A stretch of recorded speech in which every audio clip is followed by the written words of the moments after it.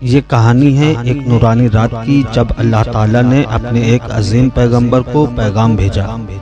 مریم علیہ السلام ایک پاک اور عبادت گزار عورت تھی، ہر وقت اپنے رب کی عبادت میں مصروف رہتی تھی۔ ایک دن مریم علیہ السلام عبادت میں مصروف تھی، تبھی ان کے پاس اللہ کا پیغام لے کر حضرت جبرائیل علیہ السلام آئے اور کہا، اللہ نے آپ کو ایک پاک بیٹا عطا کرنے کا پیغام دیا ہے۔ مریم علیہ السلام حیران رہ گئیں، مجھے کیسے بیٹا ہو سکتا ہے جب مجھے کسی مرد نے چھوا تک نہیں؟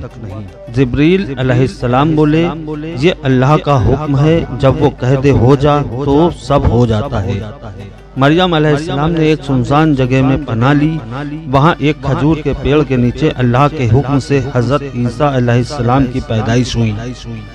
جب وہ اپنی قوم کے پاس لوٹی اور لوگ حیرانی اور شک میں پڑ گئے، انہوں نے کہا، مریم یہ کیا ہے؟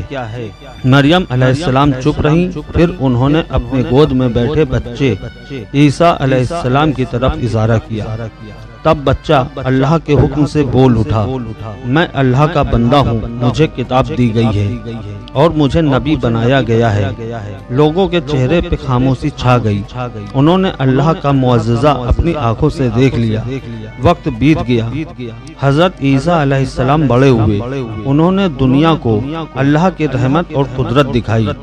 وہ اندھوں کو دیکھنے کی روشنی دیتے، بیمار کو شفا دیتے اور اللہ کے اذن سے مردوں کو زندہ کر دیتے۔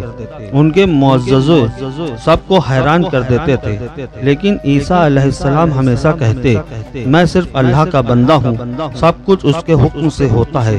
لیکن کچھ لوگ سچائی برداشت نہ کر سکے، انہوں نے جھوٹ اور سازشوں کا جال بن دیا تاکہ اللہ کے پیغمبر کو نقصان پہنچایا جا سکے۔ لیکن اللہ نے اپنے پیغمبر کو اپنی حفاظت میں لے لیا۔ جب دشمن انہیں پکڑنے آئے، اللہ تعالیٰ نے عیسیٰ علیہ السلام کو آسمان کی طرف اٹھا لیا۔ نہ انہوں نے انہیں قتل کر پائے، نہ انہیں سیلاب پر چڑھا پائے۔ عیسیٰ علیہ السلام زندہ ہیں اور قیامت کے قریب وہ پھر زمین پر لوٹ کر آئیں گے تاکہ انصاف قائم کریں اور سچائی کا پرچم بلند کریں۔ حضرت عیسیٰ علیہ السلام ہمیشہ رحمت، شفا اور محبت کا پیغام دیتے رہے۔ وہ کہتے تھے، جو صبر کرتے ہیں اللہ اس کے ساتھ ہوتا ہے۔